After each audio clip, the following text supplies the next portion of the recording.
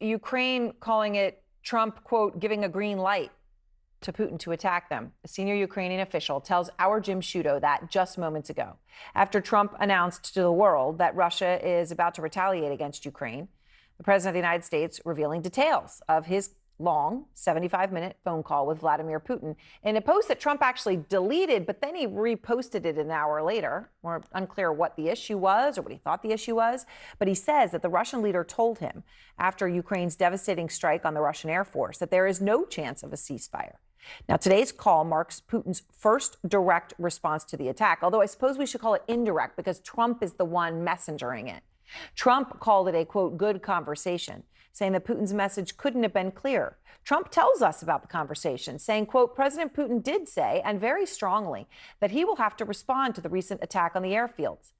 Now, the president of the United States, let's be clear, not only announcing Putin's plans for retaliation and not condemning them at all, calling them an attack. This is new video is into out front of key moments from the actual strike on those airfields. Ukraine's drones delivering that stunning blow to Russia. They obliterated, we're told, 41 of Putin's planes on the ground there. Let's just be clear. These are military targets. It's unmistakable that they are that these are the planes that Putin uses to drop bombs on civilians in Ukraine. Yet today, Trump calls Ukraine's act an attack and is just acting like it's completely normal and right for Putin to respond. No attempts by Trump's own account of the call. This is his account of the call to de-escalate it. Out front now, Kremlin target Andrei Soldatov. He's a Russian investigative journalist right now living in exile. He was declared a foreign agent in 2023. His website does remain blocked in Russia tonight. And Andrei, you are the author of the new book, Our Dear Friends in Moscow, the inside story of a broken generation. So, Andrei, Putin tells President Trump, this is Trump's description of it, very strongly, that he will respond to Ukraine taking out the bombers that he uses daily to bomb Ukraine. Putin then later, to his cabinet, calls Zelensky a terrorist. So what do you hear there in terms of what retaliation the world should prepare for? Well, of course, this Ukrainian attacks was a big game changer, if not on the battlefield, but for the way Putin sees Russian national security. And well, he believes that he needs to respond, otherwise he would look really weak. And he wants to look really tough. The problem is that he doesn't want to provoke Trump.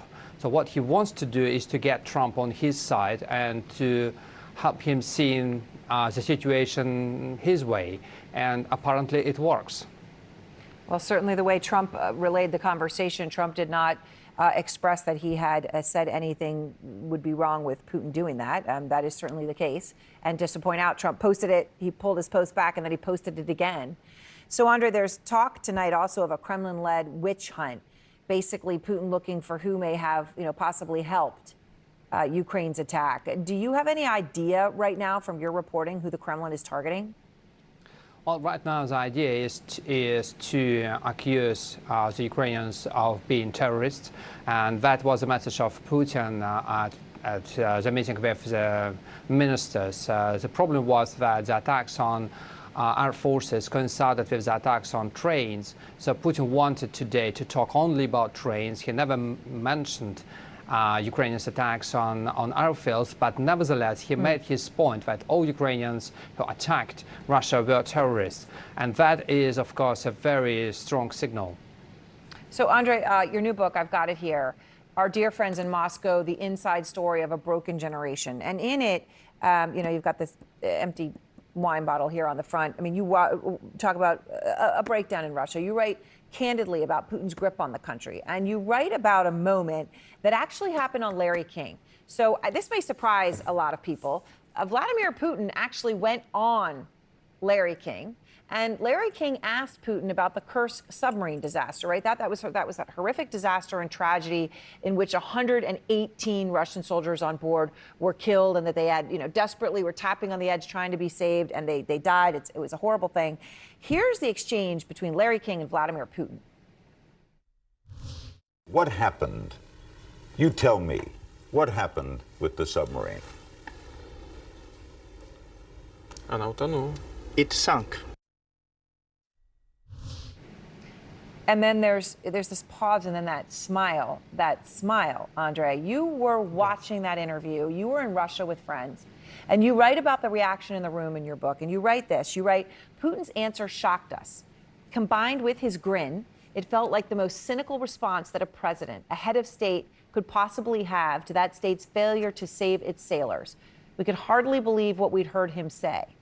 And then you continue to talk about someone in the room. You write, then Marina exploded. How dare this American ask Putin about Kursk in such a disrespectful way? Well done for Putin for cutting him off. That's our St. Petersburg way. Tell him to go F himself. And you say that night was probably the very first time it dawned on us that we didn't completely understand our friends. And now here we are, Andre. What is Putin's true standing right now in Russia as you see it? Well, unfortunately, it's pretty strong, and it's built on the feeling which was shared by many Russians back in the late 1990s and the beginning of the 2000s, that the country was humiliated by the West, that the country needed a strong man to fix it. And the way to fix it is to stand well and to fight the Americans. So we've been always having this hate and love relationship between Russia and the United States, because Russia wanted to have this status of superpower, and Russia could get this status only from the United States. Lots of people understood that and still understand that, and it is in a way a basis of a huge support Putin still enjoys in the country. Congressman, really appreciate your time. I want to start with the president's phone call with President Putin today. In his Truth Social post laying out kind of the top lines from that call, included that Putin, quote, very strongly will have to respond to Ukraine. I think what was striking about it was not that there's going to be a response. I think there's been an expectation of that, but that there was what wasn't in there was a condemnation of any potential action or an effort to try and get him to stop. Why do you think that was? Well, I think throughout the president's term, he's been trying to get this conflict to end and to get Vladimir Putin to stop. Let's be very clear. Vladimir Putin is a vile dictator and thug. He is solely responsible for this conflict and what has happened over the last 3+ years and the death and destruction that has been wrought.